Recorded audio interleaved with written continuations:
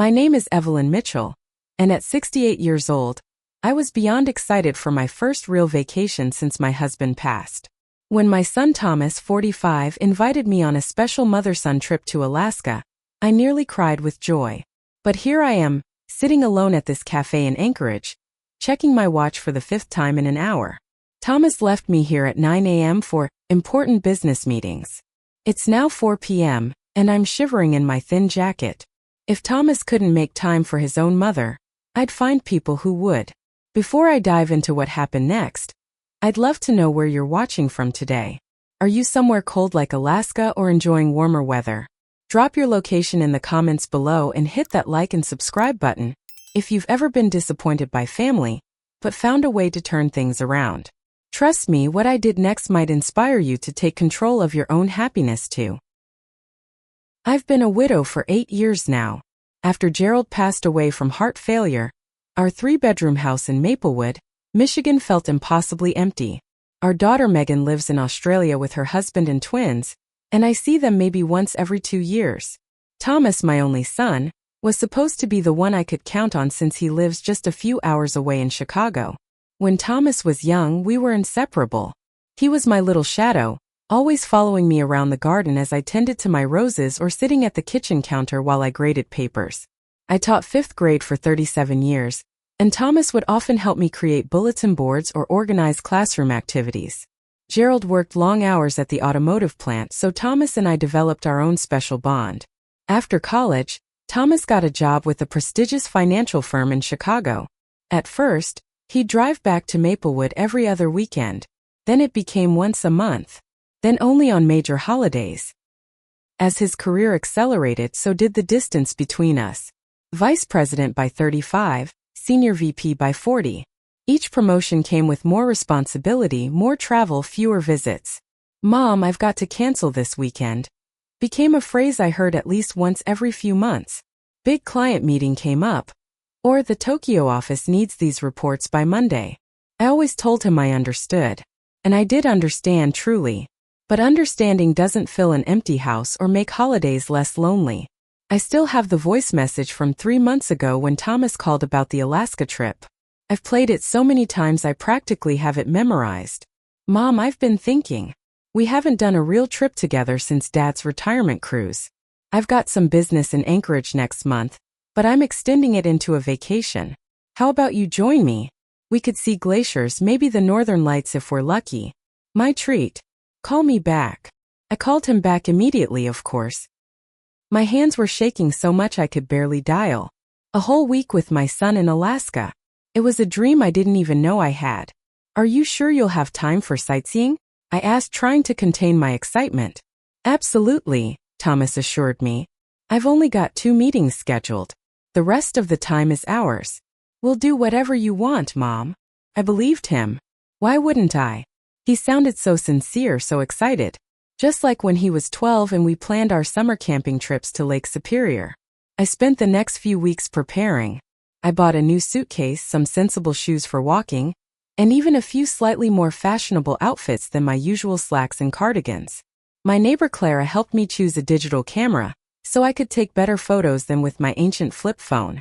I checked out books about Alaska from the library and spent evenings reading about glaciers and wildlife. The memory of our last real family vacation kept surfacing as I packed. Thomas was 14 and we drove to Yellowstone. Gerald was between jobs but insisted we go anyway. "The boy needs to see Old Faithful before he gets too cool to vacation with his parents," he'd said. Thomas complained about the long drive, but was utterly mesmerized by the geysers and buffalo. We have a photo of him standing with his arms spread wide at the Grand Canyon of Yellowstone, his face pure joy. That was the last summer before he discovered girls and started pulling away from us. When I arrived at Anchorage International Airport, Thomas was waiting with a sign that read, "World's Best Mom." My heart nearly burst. He hugged me tightly and took my suitcase, talking rapidly about the hotel and the weather forecast as we walked to his rental car. But even before we reached the hotel, his phone rang, and the Thomas the first knew emerged. "Sorry, Mom, I need to take this," he said, answering before I could respond. For the next 20 minutes, I sat silently as he discussed profit margins and quarterly reports with someone named Jennifer. By the time we reached the Anchorage Grand Hotel, he had taken 2 more calls. That evening, we had dinner at the hotel restaurant. Thomas kept his phone on the table between us, glancing at it whenever it lit up with notifications. He asked about home, about my garden, about the neighbors, but his questions felt rehearsed, his attention divided. When I mentioned my excitement about seeing glaciers, he nodded vaguely. Definitely. The concierge mentioned some good day trips. We should look into those tomorrow. But as we finished dessert, his phone buzzed again. His expression changed as he read the message. Everything okay? I asked. Just some work stuff. Nothing to worry about. But the crease between his eyebrows told me otherwise.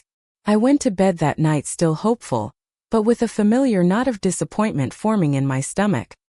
I tried to dismiss it. After all, we had 6 more days together. Surely Thomas would relax once he adjusted to being away from the office. I was wrong. The next morning I woke early, too excited to sleep. I showered and dressed, then sat by the window watching the sun rise over the distant mountains while waiting for Thomas to wake up. When he finally emerged from his room at 8:30, he was already dressed in a business suit and tapping at his phone. "Morning, Mom," he said, barely looking up. "Sleep okay?" "Like a log," I replied cheerfully. "I thought maybe we could try that cafe down the street for breakfast? The one with the view of the harbor." Thomas glanced up, a flash of what looked like guilt crossing his face. "About that. I just got an email from a potential client. Local guy, very interested in our services. Wants to meet this morning." "Oh." I tried to keep the disappointment from my voice. "How long do you think you'll be?" "Couple hours tops. Why don't you have breakfast here and explore the area around the hotel? I'll text you when I'm done, and we can meet for lunch. Maybe try that seafood place the concierge recommended." I nodded, forcing a smile. "That sounds fine. Good luck with your meeting."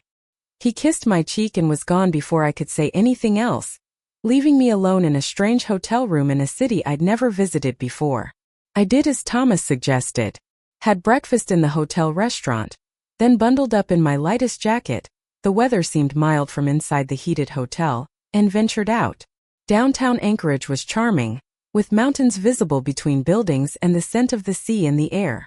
I visited a few gift shops, bought postcards for my neighbor Clara and my bridge club friends, and found a lovely cafe with large windows overlooking the water. By 11:30, I was seated there with a cup of tea, watching seaplanes take off and land while waiting for Thomas's text. At 12:15 my phone finally buzzed. "Meeting running long. Client wants to see some projections. Might be another hour or 2. Sorry, Mom." I texted back. "No problem. Take your time. I'm enjoying the view at Harbor Cafe." 2:30, still no Thomas. The waitress had started giving me sympathetic looks as I ordered a 3rd cup of tea and a sandwich. The temperature outside had dropped considerably, and my light jacket wasn't nearly warm enough when I stepped outside to get some fresh air. Alaska in May was much colder than Michigan in May, something I hadn't properly prepared for. I called Thomas. No answer. I sent another text. "Are you almost done? Getting a bit cold out here." 3:15 my phone rang. My heart leapt, but it wasn't Thomas. It was a number I didn't recognize. "Mrs. Mitchell? This is Margaret Henderson. My husband Gerald and I noticed you sitting alone at Harbor Cafe earlier. We're locals. Just wanted to check if you're okay. You looked a bit lost, if you don't mind me saying." I was touched by this stranger's concern. "That's very kind of you, but I'm fine. Just waiting for my son. He's in a business meeting." "Been waiting a while, haven't you? We saw you when we had lunch around noon, and you're still there. Where are you from?" "Michigan," I replied. "First time in Alaska." "Well, you're not dressed for an Alaskan afternoon. Temperature drops fast here. Why don't you come have a coffee with us at the bookstore across the street? It's warmer, and they have the best blueberry muffins in town." I declined politely, still hoping Thomas would appear any minute. Margaret made me promise to go inside if it got too cold and gave me her number, just in case. By 6 p.m., I was back in the hotel lobby, thoroughly chilled and fighting back tears. I'd walked around until I couldn't feel my fingers anymore, then given up and returned to the hotel. Still no word from Thomas until my phone finally buzzed with a text message. Got pulled into meetings all day. Some major client issues. Having dinner with regional manager now. Don't wait up. See you at breakfast. No apology. No acknowledgement that he'd left his mother alone all day in an unfamiliar city. Just an assumption that I'd understand because business comes first. Always has. I rode the elevator to our suite, hands shaking with cold and something else. Anger. An emotion I rarely allowed myself to feel toward my children. But as I sat on the edge of my hotel bed, staring at Thomas's closed bedroom door, the anger grew until it burned away the hurt. I was done waiting around for scraps of my son's attention. Done making excuses for him. Done putting my life on hold for someone who couldn't spare me a single day of his precious time. If Thomas couldn't make time for his mother on a vacation he had invited me on, then I would make my own vacation. One where I wouldn't be an afterthought. After a good cry and a hot shower, I pulled out my tablet and started searching. Alaska tours, Anchorage activities, best ways to see Alaska. The options were overwhelming at first. Day trips to nearby glaciers, scenic train rides, wildlife viewing excursions. Most required advance booking, and many were already full. Then I saw it. The ultimate Alaska experience. 5 days of unparalleled luxury and adventure. The photos showed small groups of travelers in pristine wilderness settings, dining at elegantly set tables with mountain backdrops, watching whales from private boats, and flying in helicopters over glaciers. The description promised intimate access to Alaska's wonders without sacrificing comfort, and experiences unavailable to the average tourist. I scrolled down to the price and gasped. The cost for the 5-day tour was more than my entire annual property tax bill. More than I'd ever spent on any single purchase besides my house and car. My finger hovered over the check availability button. What was I thinking? I couldn't possibly afford this. I was a retired schoolteacher on a fixed income. I had always been careful with money. A habit ingrained from growing up with parents who lived through the Depression. Gerald and I had saved diligently for retirement, but I'd always been conservative with those savings, wanting to ensure I'd never be a burden on my children. A memory surfaced. 10 years ago, Gerald and I had been planning a trip to Italy for our 40th anniversary. We'd saved for years, researched extensively, even started learning basic Italian phrases. 2 months before we were set to leave, Megan called in tears. She and her husband had been counting on a bonus to cover their down payment on a house, but the bonus fell through. Could we help? Of course we did. Our Italy fund became their home loan. Gerald passed away 3 years later, and we never did reschedule that trip. Another memory. Thomas's graduation from business school. He needed a proper suit for interviews, he said. Something that would make the right impression. I used money I'd been saving for new kitchen appliances to help him buy a designer suit. My refrigerator still made that strange humming noise, but Thomas got his job at the prestigious firm. Always saving for others. Always putting my dreams on hold. Gerald's voice seemed to whisper in my ear. Live a little, Evie. You can't take it with you. Before I could talk myself out of it, I tapped the check availability button and then the call now option. It was nearly 11 p.m., but the website promised 24-hour booking assistance. A cheerful voice answered on the third ring. Ultimate Alaska Experience, this is Jasmine. How can I help you tonight? I'm interested in the 5-day tour, I said hesitantly. Is there any availability this week? Let me check for you. I heard typing in the background. We're quite booked up. Oh. We actually had a cancellation today for the tour starting tomorrow. Just one spot. It's a small group, maximum of 6 guests. Tomorrow. My heart raced. What time? The van leaves from downtown at 7 a.m. We can pick you up from your hotel. Where are you staying? The Anchorage Grand. More typing. Perfect. We can have a car there at 6:30 a.m. Would you like to book the spot? I hesitated only briefly. Yes. Yes, I would. After giving my credit card information and receiving the booking confirmation by email, I sat staring at my tablet, half exhilarated, half terrified by what I'd just done. I had never made such an impulsive, expensive decision in my life. What would Thomas say? Would he even notice I was gone before it was too late? I found the hotel stationery in the desk drawer and began writing. Dear Thomas, by the time you read this, I will be on a 5-day tour of Alaska. Since you are clearly too busy for our vacation together, I've decided to make other arrangements. I've paid for my portion of the hotel room through the end of our stay, so don't worry about that. I'll see you back in Anchorage on Friday evening. Mum. I placed the note on the coffee table where he couldn't miss it, then began packing what I thought I'd need. The tour company had sent a suggested packing list with the confirmation email, which was helpful. Thankfully, I had brought layers, even if none of them were particularly suited for Alaskan weather. I barely slept that night, wavering between excitement and anxiety. What if this was a terrible mistake? What if the tour was a scam? What if Thomas was hurt by my decision? At 5:30 a.m., I was up, dressed, and rechecking my suitcase. I scribbled an addition to my note, adding my cell phone number even though Thomas certainly had it.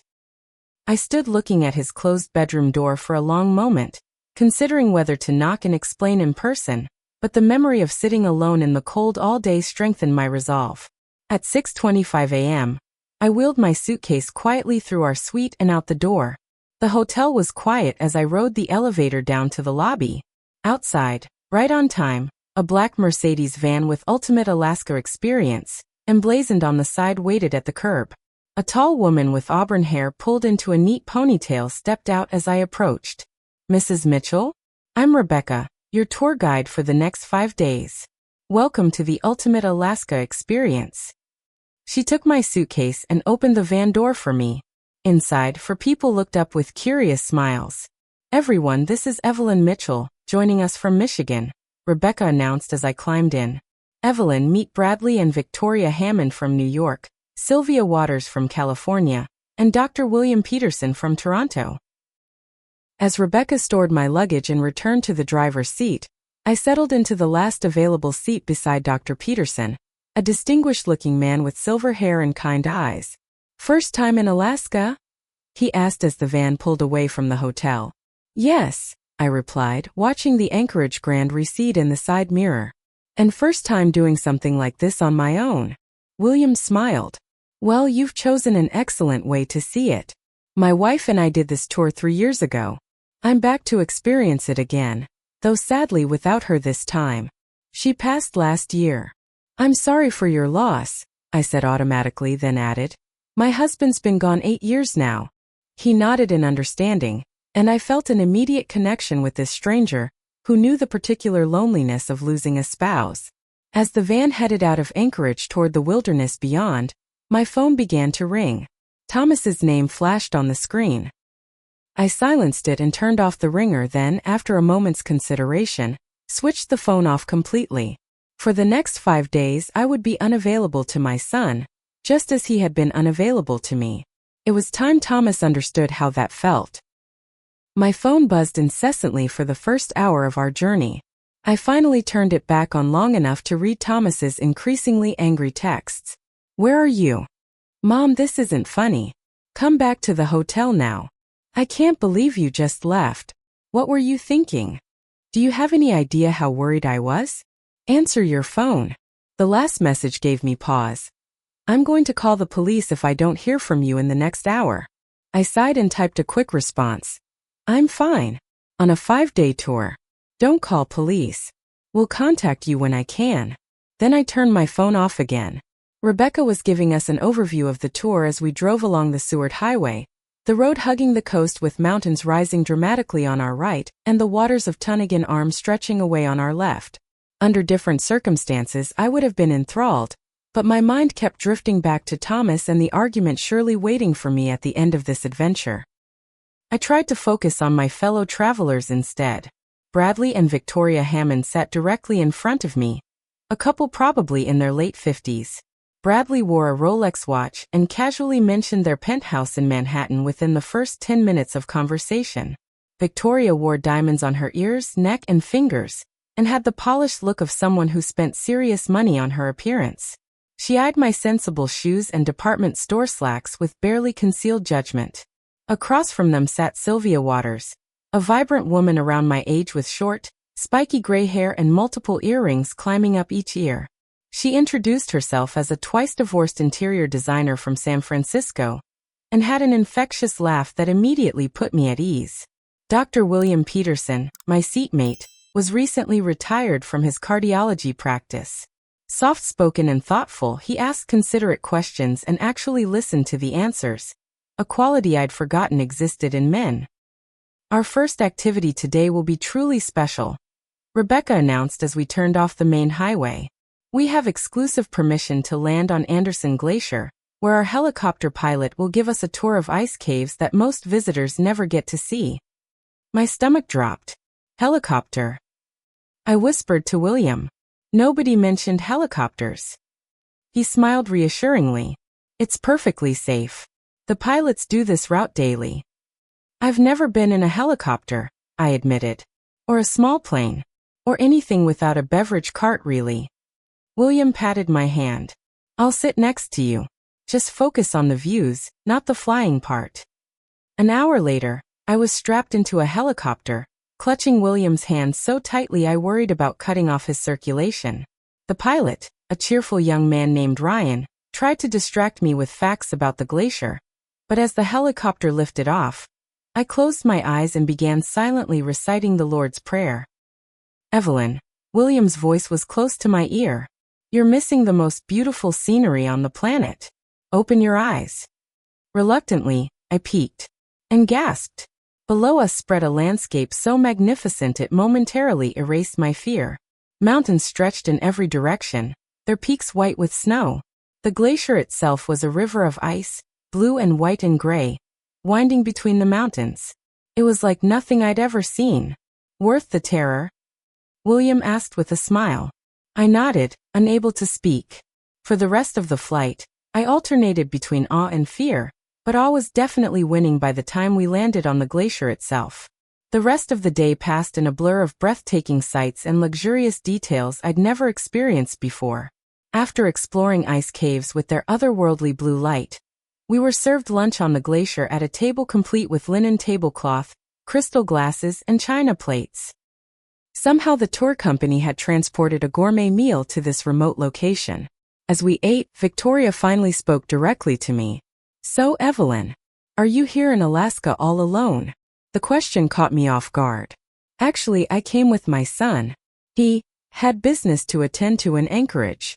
Victoria raised a perfectly shaped eyebrow. "And he let you go off on this tour by yourself?" There was something in her tone that instantly raised my hackles. "I didn't ask his permission," I replied coolly. "I'm 68, not 8. Sylvia burst out laughing. "Good for you. Men always think we need their approval. My second husband nearly had a coronary when I took a pottery class without consulting him first." The conversation moved on, but I noticed Victoria watching me with slightly more interest than before. That evening we arrived at Wildwood Lodge, an exclusive wilderness retreat accessible only by helicopter or boat. My room was larger than my entire first floor at home, with a stone fireplace, king-sized bed, and floor-to-ceiling windows overlooking a pristine lake with mountains beyond. The bathroom had a shower large enough for 4 people, and a deep soaking tub positioned to enjoy the same spectacular view. After a dinner that would have cost me a week's grocery budget back home, I retreated to my room and finally turned my phone back on. 17 missed calls and 32 text messages, all from Thomas. The most recent, sent an hour ago, read, "Found out which tour you're on. Called them. They wouldn't give me details but confirmed you're safe. We need to talk. Call me." I was too tired to face his anger tonight. Instead I texted, "I'm fine. Enjoying the tour. We'll call tomorrow." I was about to turn off my phone when it rang in my hand. "Thomas." With a sigh, I answered. "Where the hell are you?" His voice was tight with anger. "Hello to you too, Thomas. I'm at a lovely lodge on a lake." The name escapes me at the moment. "Do you have any idea how worried I've been? I thought something had happened to you." "Something did happen to me, Thomas. I spent an entire day alone in a city I've never visited before because my son was too busy for the vacation he invited me on." A pause. "That's not fair. I had unexpected meetings. Life is full of unexpected things.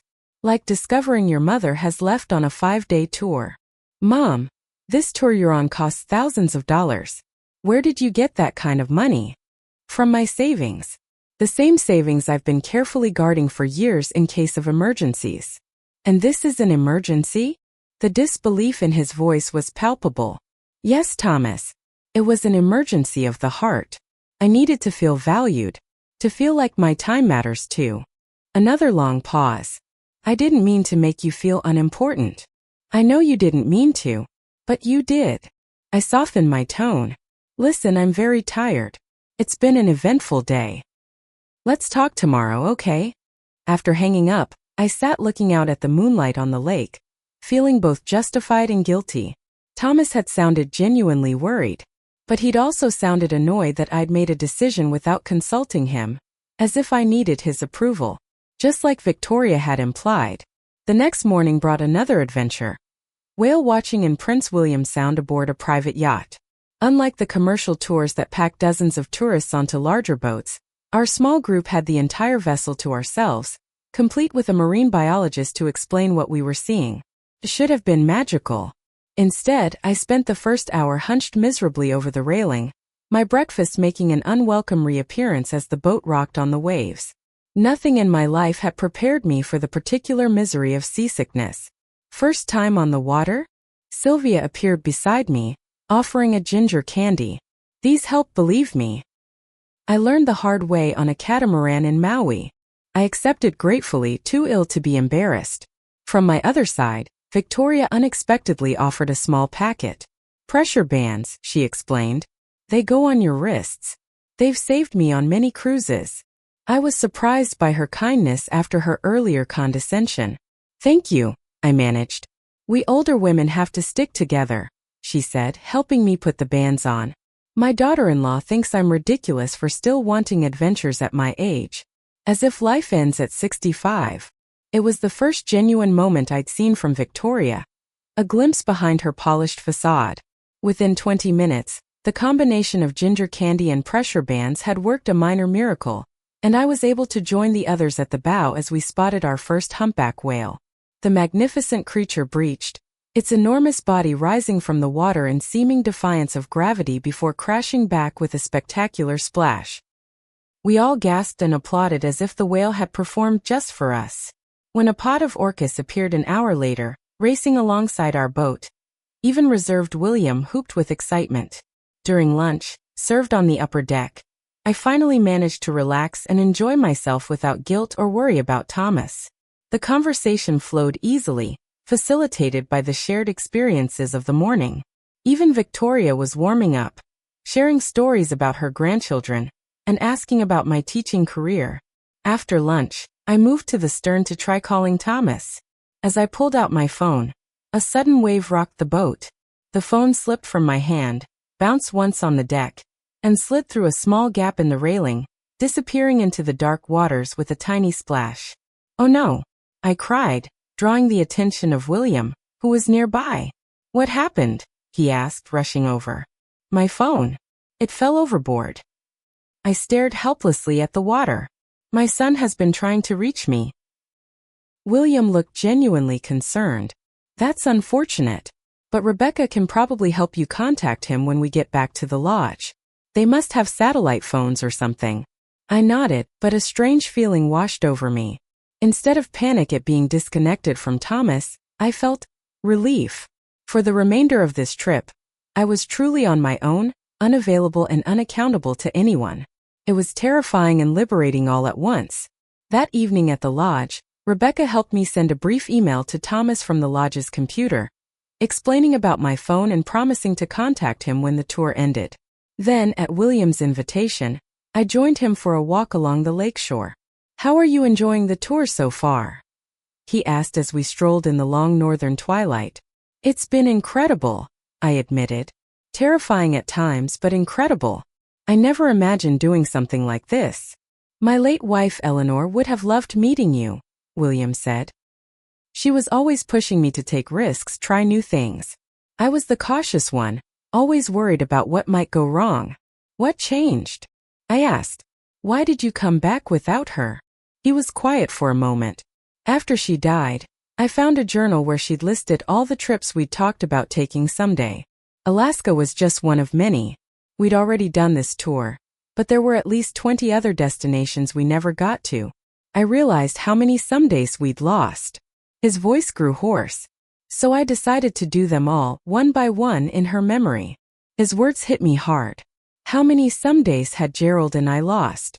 How many had I continued to lose since his death, waiting for my children to make time for me instead of making my own adventures?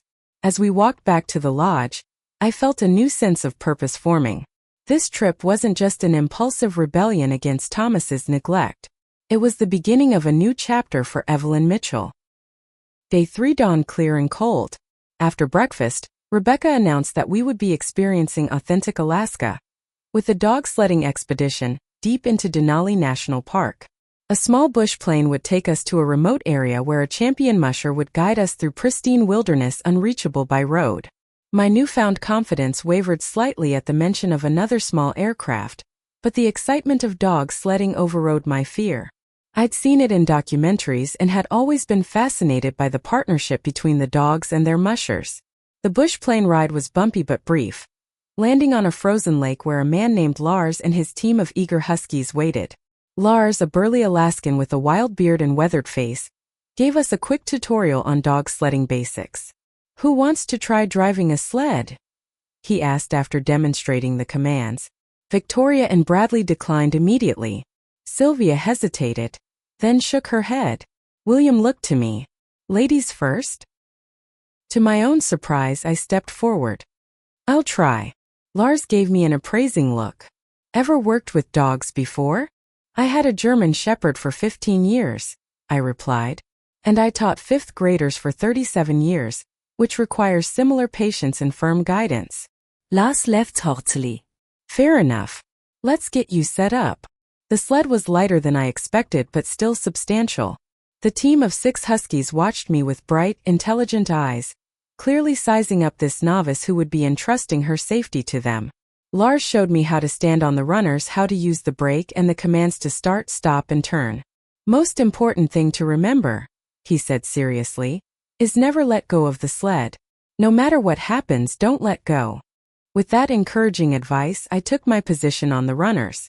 Lars gave a signal, and the dogs leapt forward with surprising strength. The sled jerked, nearly throwing me off, but I gripped the handlebar tightly and managed to stay upright as we glided across the snow. The sensation was exhilarating. The only sounds were the soft padding of the dogs' feet, the swish of the sled runners, and the occasional jingle of harness hardware. The dogs worked in perfect unison, responding to my tentative commands with more generosity than I deserved. After my turn, each of the others tried driving the sled, except for Victoria, who remained firmly in the passenger basket. William did remarkably well, and Lars commented that he had natural instincts for it. "You're not so bad yourself," Lars told me as we prepared for our longer expedition. "Got a good touch with the dogs. They can tell who respects them and who's afraid." We set out with Lars leading on the main sled, followed by 2 additional sleds. I rode with William driving our sled, while Sylvia paired with Bradley on the third. Victoria chose to ride with Lars, clearly trusting only the professional with her safety. For nearly 2 hours we traversed a winter wonderland of snow-covered forests and open meadows. Lars pointed out wolf tracks, a distant moose, and the snow-covered den of a hibernating bear. The pristine beauty was almost overwhelming, the landscape so vast and untouched it made our human concerns seem insignificant. Then the weather changed with the frightening speed Alaska is known for. What had been a clear, cold day suddenly turned threatening as dark clouds rolled in from the mountains. The wind picked up, driving tiny ice crystals that stung any exposed skin. The temperature, already well below freezing, plummeted further. Lars called a halt. "Weather's turning bad," he shouted over the rising wind. "Need to seek shelter. There's a cabin about 3 miles east. We can wait out the storm there." We pushed on, the dogs struggling against the strengthening headwind. Visibility decreased rapidly as snow began to fall, first in lazy flakes, then in driving sheets that made it difficult to see Lars's sled just ahead of us. The dogs, however, seemed to know exactly where they were going, following Lars's team without hesitation. The cabin, when we finally reached it, was little more than a one-room structure with a small wood stove, basic supplies, and bunks built into the walls. But after the brutal conditions outside, it felt like a luxury hotel. Lars immediately set about starting a fire, while Rebecca inventoried the emergency supplies stored in the cabin. William helped me brush the ice from the dog's fur before Lars settled them in a sheltered area outside with emergency blankets. Satellite phones not working, Lars announced grimly after several attempts. Storms interfering with the signal. We'll have to wait it out. How long will that be? Victoria demanded, her polished veneer cracking under stress. Lars shrugged. Could be hours. Could be overnight. Alaska weather has its own mind. Overnight. Victoria's voice rose. In this shack? With no proper facilities. There's an outhouse out back, Lars replied calmly. And plenty of firewood. We'll be fine. I surprised myself by taking charge of organizing our limited resources. Years of managing classrooms with inadequate supplies had prepared me well for this situation. I assigned tasks to keep everyone busy and prevent panic. Sylvia and Bradley inventoried our food supplies. William and Lars secured the shutters against the howling wind. Victoria reluctantly agreed to melt snow for drinking water, and Rebecca continued trying to establish communications with the outside world. You're good at this, William remarked as I organized the sleeping arrangements, assigning the limited bunks based on age and need rather than the luxury hierarchy that had subtly defined our group until now. 37 years of school field trips, I replied with a smile. You learn to manage with whatever situation arises. As evening approached, the storm showed no signs of abating. We shared a simple meal of emergency rations supplemented with snacks people had in their pockets. The conversation, initially stilted with tension, gradually relaxed as we shared stories to pass the time. Victoria, surprisingly, was the one who started the deeper conversation. Since we might die in this godforsaken wilderness, she said dryly, we might as well get to know each other. Evelyn, you still haven't told us why you're really here without your son. Put on the spot, I hesitated, then decided the truth was simpler than evasion. I told them everything. Thomas's invitation, his subsequent abandonment, my impulsive decision to book this tour. Good for you, Sylvia said emphatically when I finished. My kids are the same way. Always too busy until they need something from mom. My son hardly speaks to me anymore, Victoria admitted quietly. Jeffrey's wife doesn't approve of me.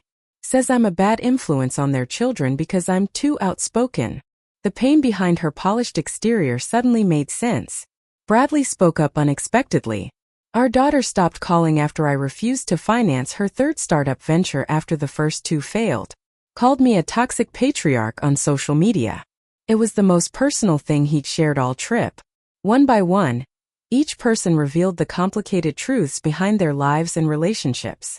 William spoke movingly about his struggle to go on after his wife's death. Sylvia admitted that her bold persona hid a deep loneliness since her last divorce. Even Rebecca shared that this job kept her away from her own young children for days at a time, causing constant guilt.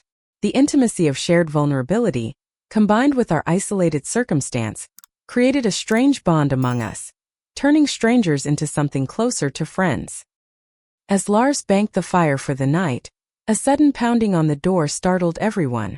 Lars cautiously opened it to reveal a snow-covered figure nearly unrecognizable under layers of winter gear. The figure pushed back its hood, revealing a face I knew all too well. Thomas! I gasped, rising to my feet. My son stood in the doorway, snow melting on his expensive coat, his face a mixture of relief and anger. Do you have any idea what I've been through trying to find you? He demanded. Before I could respond, William stepped forward. Young man, your mother is safe and has been a tremendous asset during a difficult situation. Perhaps you should come in, warm up, and greet her properly before making accusations. Thomas looked startled at being addressed this way but followed William's suggestion, stepping inside and closing the door against the howling wind. How did you find us? Rebecca asked, clearly impressed. When I couldn't reach Mom after her phone went missing, I contacted your company. Thomas removed his gloves, his business efficiency evident even in this crisis. They were appropriately discreet about your exact location, but confirmed the general itinerary.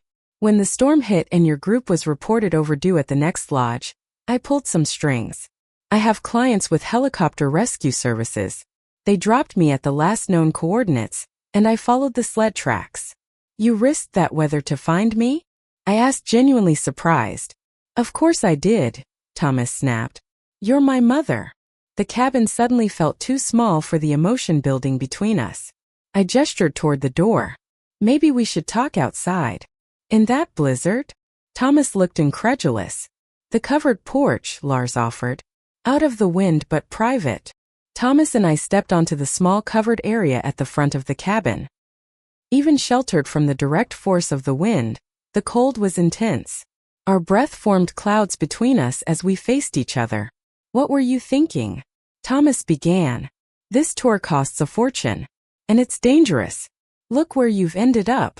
I was thinking that I'm tired of being an afterthought in your life, I replied, my voice steadier than I expected. I was thinking that if my own son can't make time for me on a vacation he invited me on, then I would make my own plans. I had important meetings. My career depends on these connections. And my happiness depends on feeling valued by my family, I countered.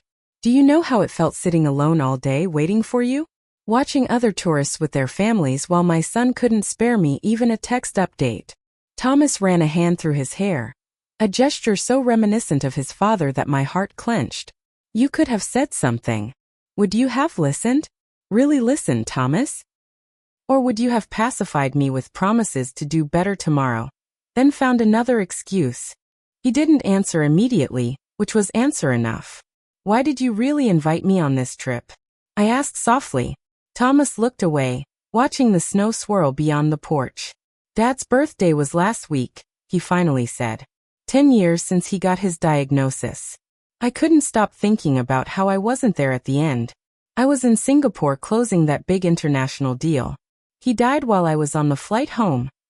The pain in his voice was raw, surprising me. Thomas rarely spoke of his father's death. I know you were doing what you thought Dad would want, I said gently. Building your career. That's what I told myself. Thomas's voice was bitter. But the truth is I was afraid.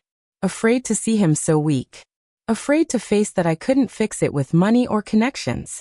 So I ran to work, like I always do. And I've been running ever since. The honesty stunned me. Thomas. I invited you because I thought if we spent time together, I could make up for not being there for Dad. For not being there for you after he died. But then work called and I fell right back into the same pattern. He looked at me directly. I'm sorry, Mom. I truly am. In that moment I saw my son clearly. Not the successful businessman, but the boy who had carried so much guilt and grief beneath his confident exterior. The boy who had learned to hide vulnerability behind achievement. I should have told you how I felt years ago, I admitted. Instead, I just accepted whatever time you could give me, never asking for more. That's on me. And I should have recognized what I was doing, Thomas replied. That's on me. We stood in silence for a moment, the wind howling around us, both processing truths long unspoken. So what now? Thomas finally asked. Now we go back inside before we freeze, I said with a small smile. And tomorrow we figure out how to move forward. Together. The storm passed during the night, leaving behind a landscape transformed by fresh snow that sparkled under the returning sun. Lars's contact at the rescue service arranged for a larger bush plane to collect our expanded group from the frozen lake. As we prepared to leave, Thomas approached Rebecca. Is there any possibility of joining the remainder of the tour? I understand it's unusual, but I'm willing to pay whatever premium is necessary. Rebecca looked surprised but pleased. I'll need to check with the office, but I think we can accommodate one more. Especially given the circumstances. I was touched by Thomas's gesture but also concerned. What about your meetings? I asked as we helped Lars pack up the sleds. Rescheduled, Thomas replied simply. Some things are more important. The bush plane delivered us back to civilization, where we were transferred to our luxury van for the continuation of the tour. Thomas paid an exorbitant last-minute fee to join us, was given a quick orientation by Rebecca, and introduced to the group as Evelyn's son who's decided to experience Alaska with his mother after all. The addition of Thomas created an interesting dynamic shift. The group that had bonded during our cabin adventure now regarded him with a mixture of curiosity and reserve. Sylvia was openly skeptical, making several pointed comments about fair-weather family. William was more diplomatic but watchful, as if assessing whether Thomas deserved my forgiveness. Thomas, for his part, seemed uncomfortably aware that he was an outsider in a group that had embraced me. Accustomed to being the most important person in any room, he now found himself in the unfamiliar position of being merely Evelyn's son. Our next destination was a remote hot springs resort, where we would spend the night before positioning ourselves for optimal northern lights viewing. Thomas and I were assigned adjacent rooms in the rustic but luxurious lodge. "These accommodations are impressive," Thomas remarked as we explored the property that afternoon. "I had no idea tours like this existed in Alaska." "I had no idea either until I started researching," I replied. "It's a whole different world from commercial tourism. And expensive," he added. "Mom, we need to talk about how you paid for this." I tensed, expecting criticism, but Thomas continued. "I want to reimburse you. This should have been my treat from the beginning." "No," I said firmly. "I chose to spend my money on this experience. It's important to me that this was my decision, my investment in myself." Thomas looked ready to argue but then nodded slowly. "I understand, but at least let me cover any additional expenses from here on." I agreed to that compromise, and we spent the remainder of the afternoon exploring the hot springs, where pools of varying temperatures were arranged to offer spectacular mountain views. The sensation of being immersed in steaming water, while surrounded by snow and ice, was surreal and wonderful. Thomas attempted to check his email on his phone, but discovered there was no signal at this remote location. After a brief moment of panic, he surprisingly put the phone away with a shrug. "Guess the world will have to survive without me for a few days." That evening, after dinner, Rebecca advised us to rest before our midnight excursion to view the northern lights. "We'll wake you at 11:30 p.m. Dress in your warmest layers. The viewing platform is heated, but you'll want to step outside for the best experience." Thomas and I returned to our rooms, but neither of us felt like sleeping. Instead, Thomas knocked on my door, holding a chessboard from the lodge's game room. "Remember how we used to play every Sunday?" I smiled at the memory. Gerald had taught Thomas chess when he was only 7. By 12, Thomas was regularly beating both of us. "You're challenging an old woman who hasn't played in years?" "I'll go easy on you," he promised with a grin I hadn't seen in too long.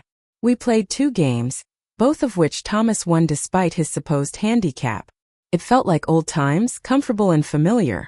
During the second game, Thomas casually mentioned that he'd been seeing someone in Chicago, a pediatric surgeon named Claire. "She sounds wonderful," I said, careful not to appear too eager for details. "How long have you been together?" "About 8 months. It's getting serious." Thomas moved his bishop. "She wanted to come on this trip, actually. I said no because I wanted it to be just us. And then you spent the first day in meetings," I couldn't resist pointing out. Thomas had the grace to look embarrassed. "Yeah, I see the irony." Shortly before 11:30, Rebecca knocked on my door to wake us for the Northern Lights viewing. We bundled up in multiple layers and joined the others at the viewing platform, a glass-enclosed structure on the highest point of the property. Inside, comfortable chairs were arranged around a central fireplace, with floor-to-ceiling windows offering unobstructed views of the night sky. "The forecast is excellent for aurora activity tonight," Rebecca told us, serving hot chocolate from a silver thermos. "We should start seeing activity within the hour." William sat down beside me, while Thomas took the seat on my other side. "How are things with your son?" William asked quietly. "We're talking," I replied. "Really talking. Maybe for the first time in years." William nodded approvingly. "Good. Life's too short for unspoken truths." About 20 minutes later, Rebecca directed our attention to a faint greenish glow on the northern horizon. "It's starting," she whispered, as if speaking too loudly might frighten away the phenomenon. Gradually, the glow intensified and expanded, sheets of green light rippling across the sky like celestial curtains moved by an unseen hand. Then came streaks of pink, purple, and blue, dancing among the green in an otherworldly ballet. It's incredible, Thomas breathed beside me. I've never seen anything like it. Worth rescheduling a few meetings? I asked, smiling. Worth canceling them altogether, he replied, his face illuminated by the shifting colors above. Rebecca encouraged us to step outside briefly for the full experience. The cold was intense but bearable for short periods. Thomas and I stood side by side, our breath forming clouds that were instantly swept away by the wind. I've been a terrible son, Thomas said suddenly, his eyes still on the lights above. No, you haven't, I contradicted. You've been busy building your life. That's what children are supposed to do. But not at the expense of the people who gave me that life. He turned to look at me.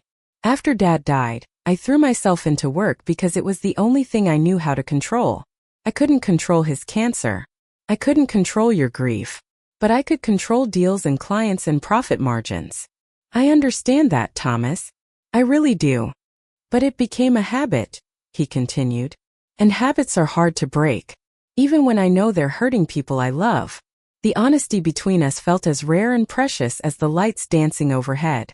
We stood in silence for a few minutes more before the cold drove us back inside. As we returned to our seats, William caught my eye with a questioning look. I gave him a small nod and he smiled in response. Later, as the display began to fade and people started drifting back to their rooms, William approached Thomas.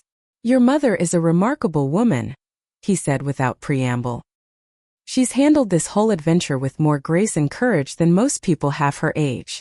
Thomas looked startled by the direct address but nodded. I know. I'm just beginning to realize how much I've underestimated her. Don't make the mistake I did, William said quietly. I always thought there would be more time with Eleanor. More trips, more conversations, more everyday moments. Then suddenly there weren't any more. He glanced at me before continuing. Don't wait until it's too late to appreciate what you have. The following day brought our final tour activity. A visit to an indigenous cultural center where we would learn about Alaska's native peoples and their traditions. The center was located in a remote area accessible only by our tour van, ensuring we would have the place to ourselves.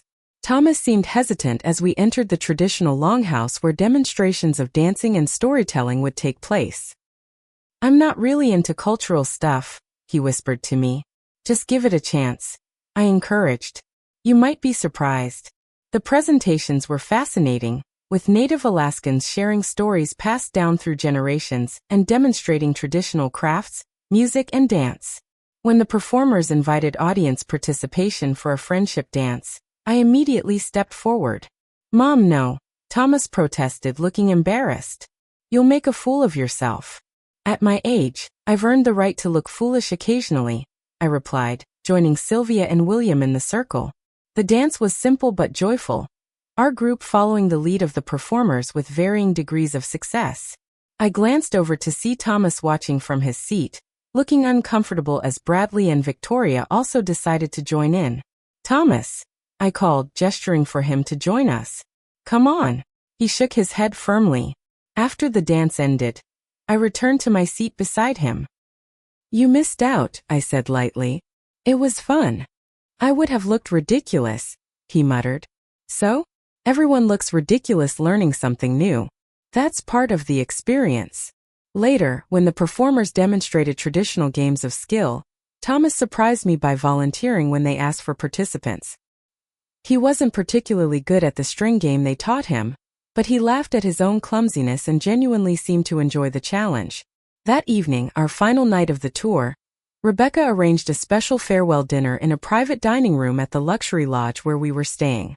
The meal was exceptional, featuring Alaskan specialties prepared by a renowned chef. Wine flowed freely, and the conversation reflected the bonds formed over our shared adventures.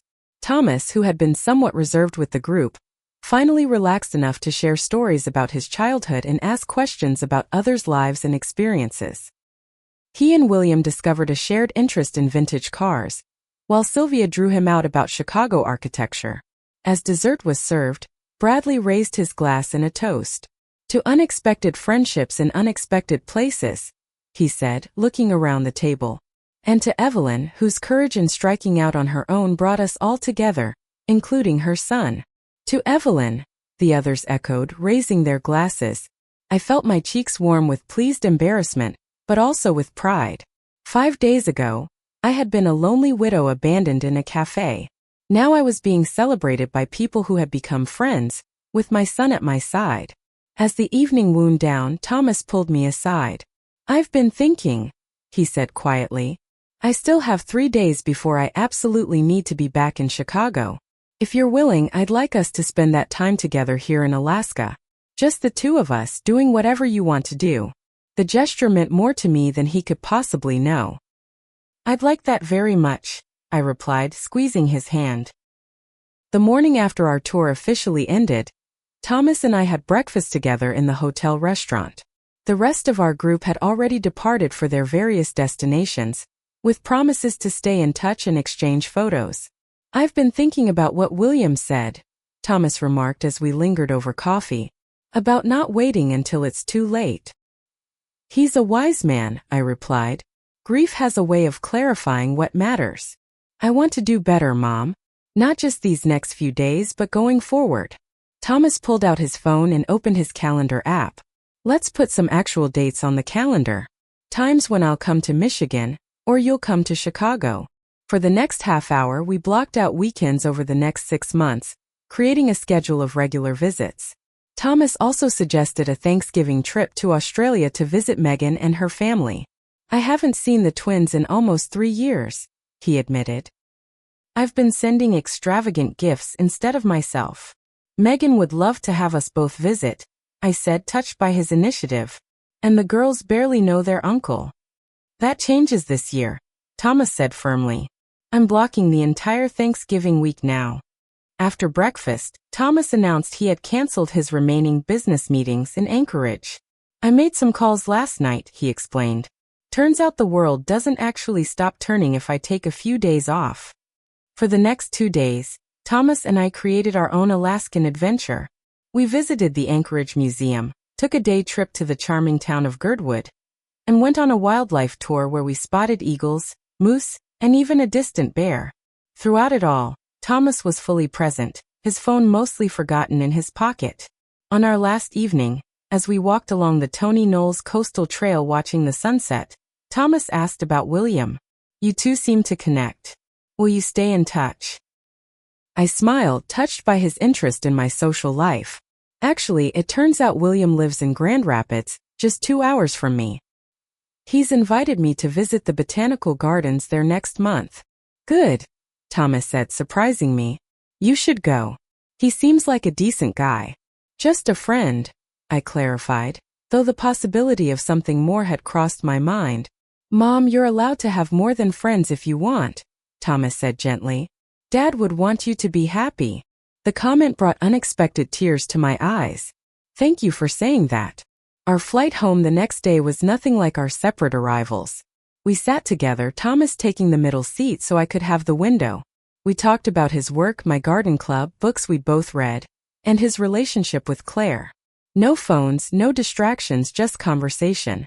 When we landed in Detroit, Thomas surprised me by announcing he was coming home with me instead of catching his connecting flight to Chicago.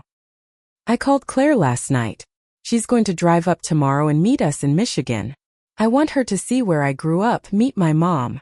The gesture nearly undid me. I'd love to meet her, I managed, blinking back tears. That evening, in my quiet house that suddenly didn't feel empty anymore, Thomas helped me prepare dinner just like when he was young. As we worked side by side in the kitchen, I realized that our relationship had fundamentally shifted. The Alaska trip had forced us both to see each other clearly for the first time in years, him as more than just my successful son, and me as more than just his aging mother. Several weeks later, a large envelope arrived in the mail. Inside was a professionally framed photograph of our tour group standing together on Anderson Glacier, mountains rising majestically behind us. We were all smiling, bundled in our cold weather gear, with arms around each other's shoulders like old friends. Rebecca had taken it with her camera on our first day. There was also a handwritten note from William, letting me know he was looking forward to my visit to Grand Rapids the following week. I placed the photo on my mantle, right alongside family pictures of Gerald, Thomas, and Megan. It belonged there, marking the beginning of a new chapter in my life. Sometimes I reflected as I stepped back to admire the arrangement. You have to leave someone out in the cold to thaw the relationship. Thomas had needed that wake-up call as much as I had needed to assert my independence. And from that difficult moment had come a new understanding between us, new friendships, and new possibilities I hadn't imagined just weeks earlier. It's never too late to change the patterns that no longer serve us, to speak truths that need speaking, or to begin new adventures. 68. I was just getting started. What about you? Have you ever had to take a bold step to change a relationship that wasn't working? Or have you reconnected with family after growing apart? I'd love to hear your stories in the comments below.